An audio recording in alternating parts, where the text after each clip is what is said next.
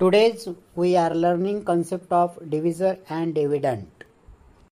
जरासा मराठीतही सांगत जा सर. हो सर, मला इंग्रजी थोडी उमजते. थोडा इंग्रजी वापरतो ना मराठी वापरतो, तुम्हाला नाही का नुसतं. Okay I understood. मग ठीक आहे सर, आम्ही पायतून आता फर्या करतो. तुम्ही सांगा बरं. 32 divide by 4 is equal to 8. It's right.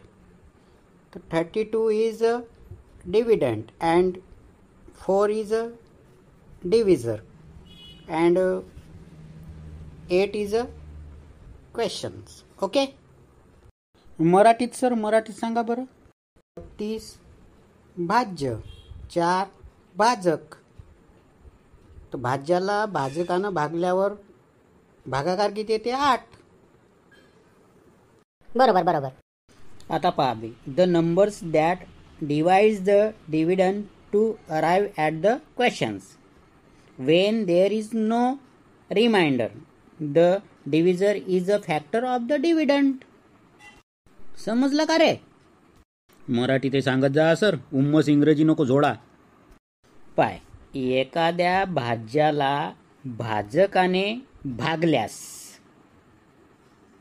भागाकार कोणतीही संख्या आली तरी चालेल, पण बाकी शून्य आलं पाहिजे, तेव्हाच त्या भाज्याला विभाज्य म्हणतात आणि भाजकाला विभाजक म्हणतात. समजलं? हो सर, समजलं. आता एखादा उदाहरण सांगा बरं. बघा, उदाहरण बघूया आपण.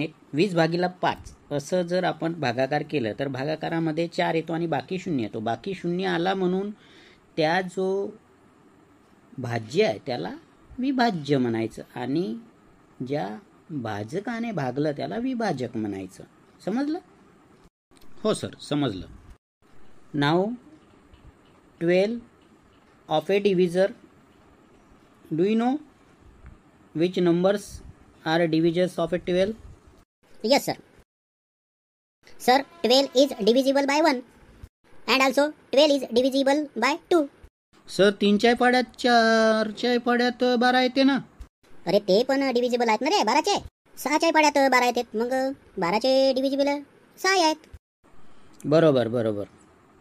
7च्या पाड्यात 12 नाही येत, 8च्याही नाही येत, 9च्याही नाही येत, 10च्याही नाही येत, 11च्याही नाही येत. 12 1 12 म्हणजे 12 ही संख्या 12च्या पाड्यात येते एक वेळा म्हणल्यावर. बरोबर. मग सांगा बरं, कोणकोणत्या संख्या तुम्हाला मिळाल्या ज्या 12चे डिव्हिजर्स आहेत?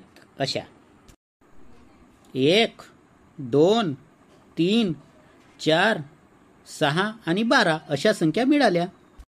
Therefore 12 is exactly divisible by 1 2 3 4 6 and 12, which means the remainder is 0.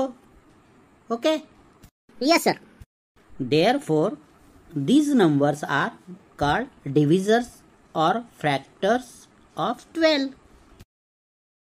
मला समजला रे, तुला समजला का रे? होय, मलाही समजला.